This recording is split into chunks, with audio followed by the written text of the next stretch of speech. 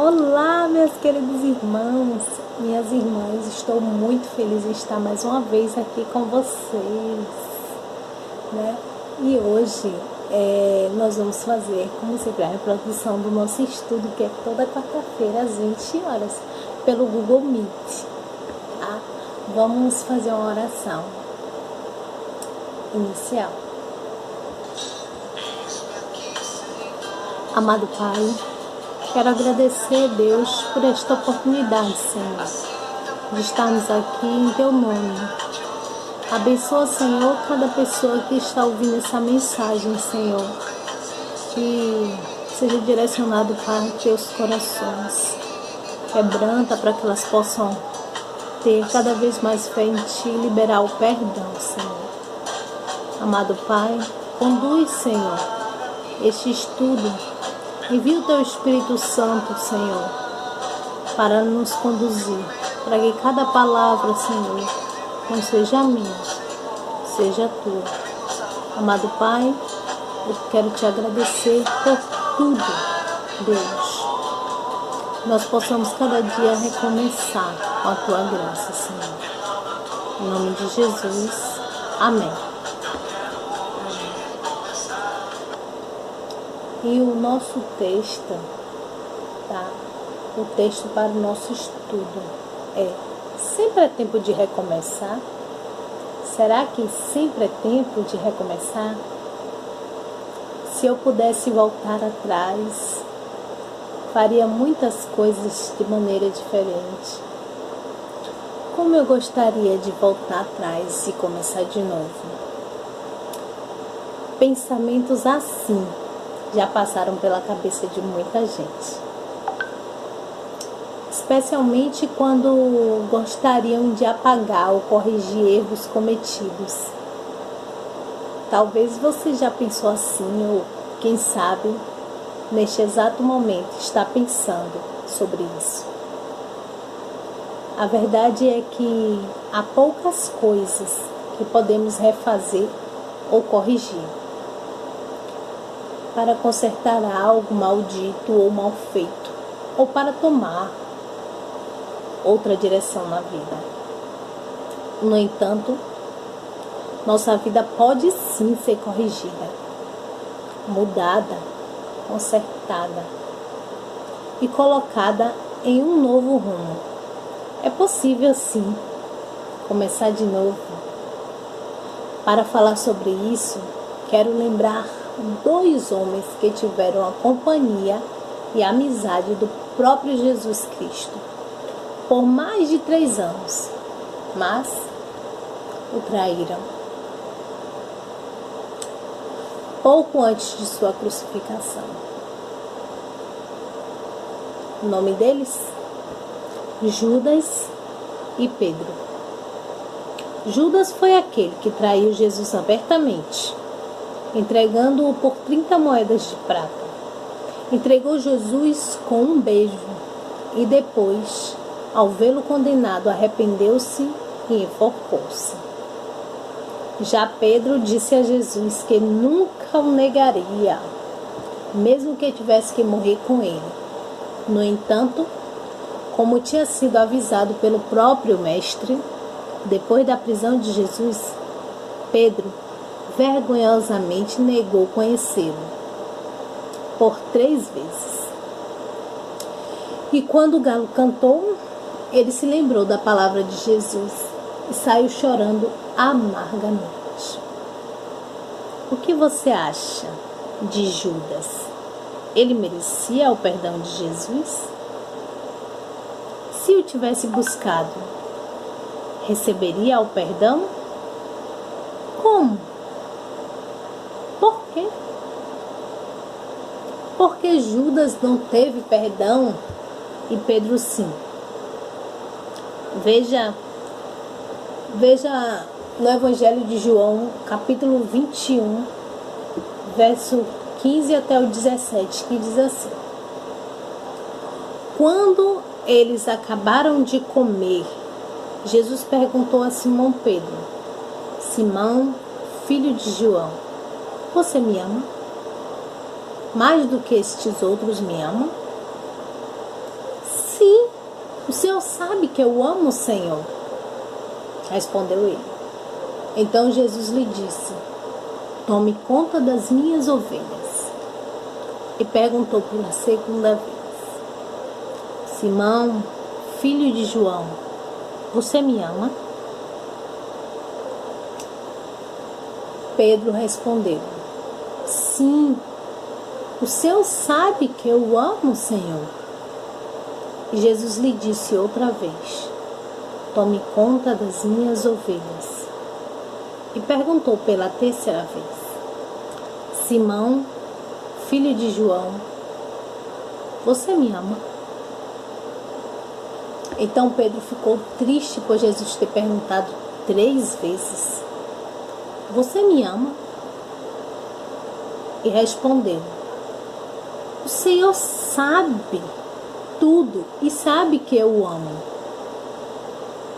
E Jesus ordenou: tome conta das minhas ovelhas. Esses 2 personagens nos ajudam a refletir sobre o que é o centro da fé, da doutrina, do ensino e da vida cristã: o perdão. Perdão sempre tem a ver com Jesus. Não existe perdão sem Jesus.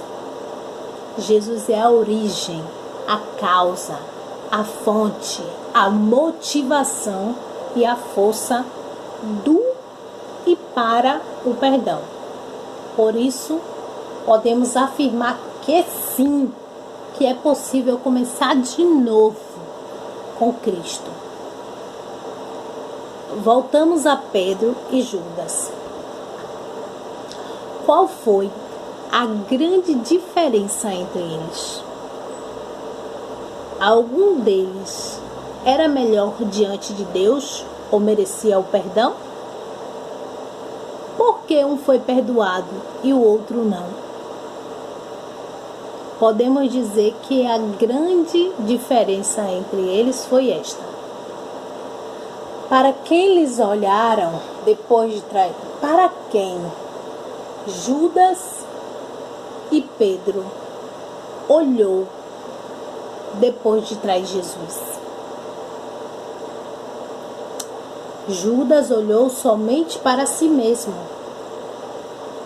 para o seu pecado e desespero. Pedro olhou para Jesus, para o seu perdão e compaixão. Para começar de novo, a pergunta a ser respondida é: para quem nós olhamos? Antes de responder, é bom que a gente tenha clareza sobre algumas coisas importantes que a palavra de Deus nos ensina. Primeiro, todos nós, seres humanos, nascemos pecadores, ou seja, sem santidade e sem capacidade de agradar a Deus. E o pecado nos afasta dele e nos condena à morte eterna. Segundo, nenhuma pessoa merece ou pode conquistar o perdão de Deus. Por isso, é impossível. Portanto, o perdão é sempre dádiva, presente, doação imerecida de Deus a nós. Nós não merecemos. Esse perdão é um presente ilimitado, porque é para todas as pessoas de todos os lugares, idades e condições, de todas as nações, culturas e épocas, e para todos os pecados. Para todos os pecados. Ele é limitado porque é dado somente através de Cristo, por meio da fé nele, e revelado somente na palavra de Deus. A Igreja luterana resume isso em 3 pontos: somente pela graça, somente pela fé e somente pela Escritura. Exemplos que a própria palavra de Deus. Em Lucas capítulo 15, nas parábolas dos perdidos, a ovelha, a moeda, o filho, Jesus mostra que sempre é Deus que nos busca com seu amor incansável e incondicional. Em João capítulo 5, versículo 24 e Romanos capítulo 8, versículo 1, Jesus e Paulo mostram que quem está unido a Deus, a Jesus, não é julgado nem condenado. Em Lucas capítulo 18, versículo do 9 ao 14, a história do fariseu orgulhoso e do publicano humilde nos mostra que o perdão é dado a quem reconhece pecador e confessa o seu pecado. Em Gálatas capítulo 1, versículo 11, a conversão de Paulo, de perseguidor de cristãos, a grande evangelista, mostra que Deus pode mudar qualquer pessoa, até eu e você. O Salmos 103, capítulo 103, né? O Salmo 103, versículo 3, 8 ao 13. Deus não nos trata como merecemos, mas como um Pai amoroso nos dá o que não merecemos, o perdão de todos os nossos pecados. Em 1 Samuel capítulo 12 e nos Salmos 32 e Salmos 51, quando há consciência do pecado, arrependimento e confiança no Senhor, há também perdão e alegria da salvação. Como aconteceu com Davi e como lemos em 1 João capítulo 1, versículo 9. Se confessamos os nossos pecados, Ele é fiel e justo para nos perdoar os pecados e nos purificar de toda injustiça. Amém.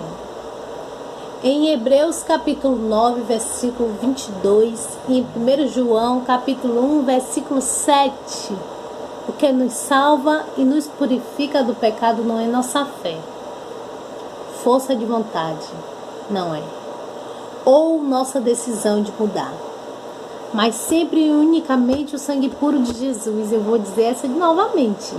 O que nos salva e nos purifica do pecado não é nossa fé, força de vontade ou nossa decisão de mudar, mas sempre e unicamente o sangue puro de Jesus. Em Romanos capítulo 6, versículo 15, 22 e 23, o perdão de Jesus nos liberta para servir a Deus e não mais ao pecado. E assim temos a vida nova e eterna unidos com Cristo. Pensando em tudo isso, voltamos a perguntar: para quem nós olhamos? Com Cristo sempre é tempo de recomeçar. A resposta está clara e a vemos também em nosso texto base, Hebreus capítulo 12, versículo 2. Conservemos nossos olhos fixos em Jesus, pois é por meio dele que a nossa fé começa e é ele quem a aperfeiçoa. Por maior e pior que você pense que foi seu pecado, olhe para Jesus, busque-o em arrependimento e confiança, e você será perdoado. Por maior que você pense que foi o pecado de alguém, mesmo contra você, ofereça-lhe o perdão de Jesus, o mesmo que você recebe de graça. E quando pecamos, caímos e falhamos, Jesus nos convida de novo a recomeçar com Ele. Vinde a mim, todos que estáis cansados e sobrecarregados, e eu vos aliviarei. Este é o ciclo do perdão e da nova vida. Vida sob a graça e amor de Deus. Voltamos à nossa pergunta sobre Judas. A resposta é não. Judas não merecia o perdão de Deus. Pedro também não. E eu e você também não merecemos. Porém, alguém o conquistou por e para nós na cruz e nos oferece esse perdão de graça.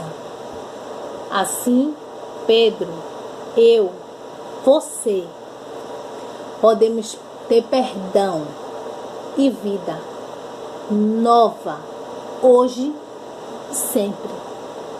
Porque com Cristo sempre é tempo de recomeçar.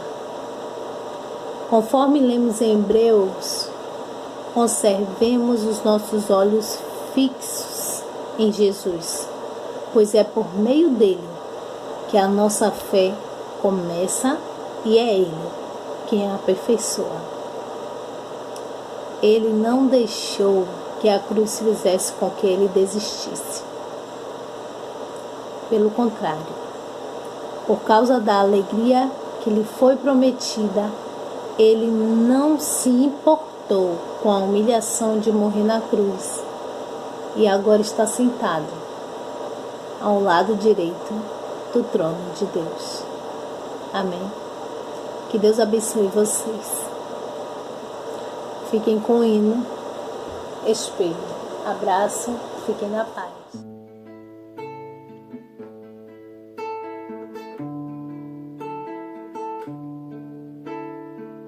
São tantos rostos em meio à multidão,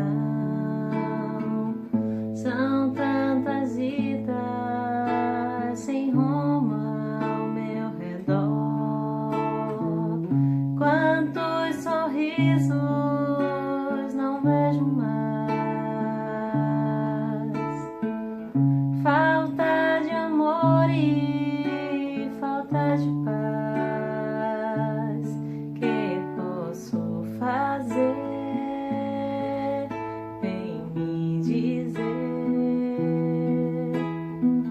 Sei que é preciso falar de teu amor, levar a todos a graça do perdão. Ainda é tempo de começar. Hoje é o momento de anunciar Senhor, Deus de amor, Jesus,